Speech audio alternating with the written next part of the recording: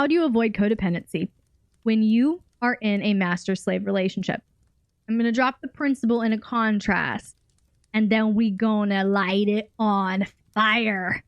Are you ready? All right. If the master owns a slave to validate their dominance and boost their own sense of power, codependency and enmeshment is inevitable. However, if the master owns a slave to use their natural strength to guide both parties into a mutually fulfilling connection, codependency and enmeshment won't be tolerated. Oh my goodness. If the master owns a slave to validate their dominance and boost their own sense of power, codependency and enmeshment is inevitable. But if the master owns a slave to use their natural strength to guide both parties into a mutually fulfilling connection, codependency and enmeshment won't be tolerated. And I say this because if in the first case, a master owns a slave to validate their dominance, boost their own sense of power, they are going to want a codependent, enmeshed submissive. They're going to look for, seek out, crave a submissive.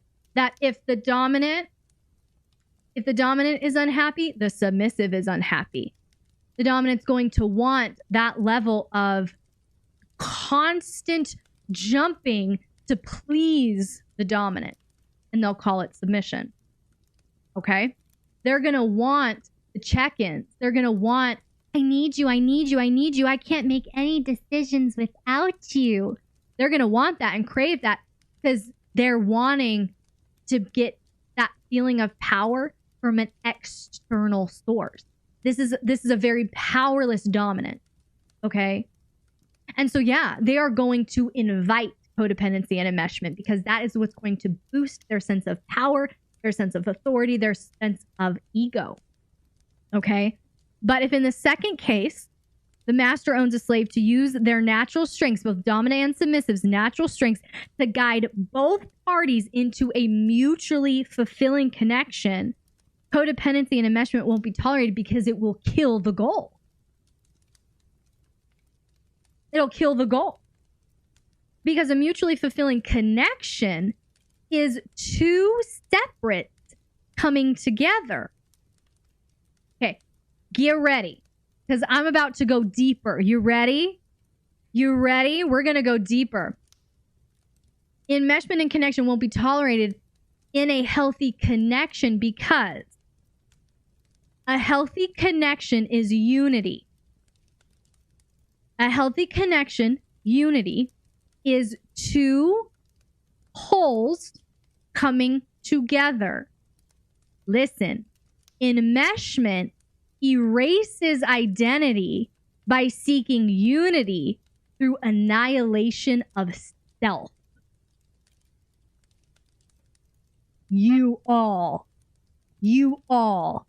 Let's just say that again. Connection, unity and connection, enmeshment is very toxic. We're going to define it and I'm going to give you examples. Connection, unity, connection is two wholes coming together. Enmeshment erases identity by seeking unity through annihilation of self.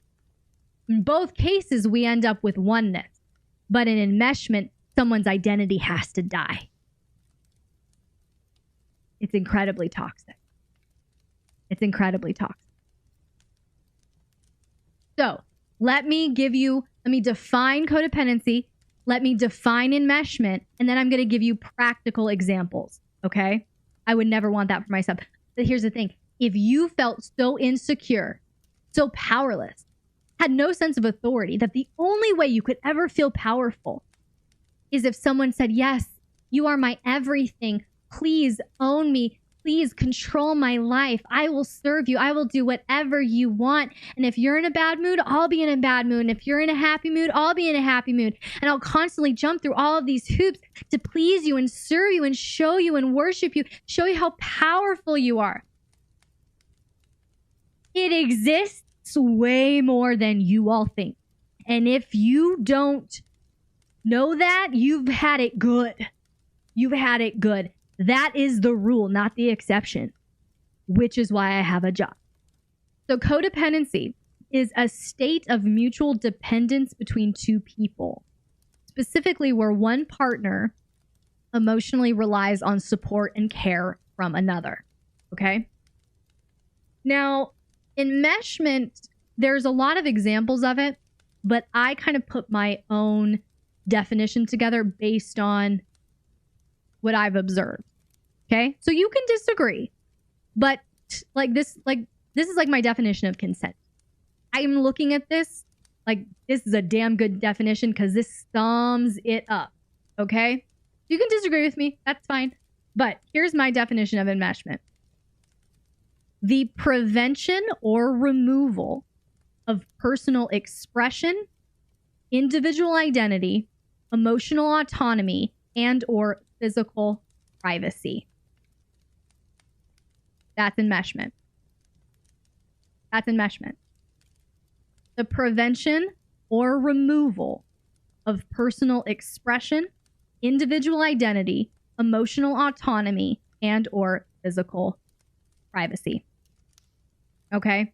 So that's why I'm saying, if this is a dominant who feels so weak, so powerless, so insecure, needs their ego constantly worshipped and praised and boosted, bolstered, then yeah, they are going to remove their submissive's personal expression so that the submissive can express only what the dominant wants to see. They will prevent individual identity because if the submissive has individual identity, then the dominant can't fully control every outcome. If the submissive has emotional autonomy, then they can set boundaries and the dominant can emotionally manipulate them. And if the submissive has physical privacy, then the dominant can't violate that sense of closeness, of proximity, to put more pressure or to manipulate the situation. So that's how we define it. That's how we define it. I'm going to give you some examples. Would you like some examples of enmeshment? Some things that you may have grown up with, you may have experienced in relationships before. Would you like some enmeshment red flags right now? Okay. All right, here we go. These are characteristics of enmeshed families. So enmeshment in adulthood often begins in childhood, where the parents trained the children to be enmeshed through these sorts of behaviors, such as lack of boundaries. The children were not encouraged to individualize and become emotionally independent. The parents were intrusive or they had a needy quality to their relationships. The parents overshared or demand to know all about your life as the child. As the child, you're expected to conform to family norms and traditions. As a child, your self-expression is stifled. The parents may treat enmeshed children as friends or confidants. The children are not acceptable. It's not acceptable for the children to have opinions, beliefs, or ideas that differ from the families. Fierce loyalty is expected and demanded of the children. And guilt and shame are used to maintain the status quo. You're talking about your ex-wife? Okay. Sounding like your father? Okay. So if that's how it starts in childhood, this is how it shows up in the DS dynamic. This is how it shows up in romantic relationships. Okay. Losing sight of self-care, friendships, and responsibilities when you're experiencing relational conflict. Feelings of happiness and overall mood depend on the state of the relationship. There's excessive anxiety during conflict and or compulsions to fix conflict out of fear of abandonment. Your partner's moods and emotional states determine your mood and emotional states. Conflict feels threatening, like it could damage the relationship or offend the other person. The other person's dreams or changes feel worrisome if they don't involve you. Someone's boundaries are regularly shut down or belittled by the enmeshed person. You feel a sense of anxiety when you are apart from the other person. As the enmeshed person, you feel a sense of anxiety. Topics are regularly swept under the rug. And as a result, all of this enmeshed behavior creates distance, emotional distance. Okay? So that's your family. Explains how bonded. All right. Well, then your childhood has been exposed. Yes. And so that can turn into a very, very hyper lone wolf. I take on all the responsibility. I have trouble asking for help. I have trouble receiving help. I feel guilty when I receive help. All of that typically stems from enmeshed childhood. So that's the thing. If we are going to talk about how do we prevent codependency and enmeshment in a DS dynamic, specifically in a master-slave dynamic, both parties have to be secure. Both parties have to feel secure. Both parties have to feel powerful. Or else it's going to be constant, exhausting boundary setting toward the enmeshed person. Because the enmeshed person needs to feel enmeshed to feel safe. Connection equals enmeshment to the enmeshed person. It's highly controlling. It's highly violating. But it feels like love. It feels like a loving connection to the enmeshed person. So that's why both parties have to be healthy here. The only way to prevent codependency and enmeshment in a master-slave dynamic, it has to start, in my opinion, it really has to start with the dominant, with the master.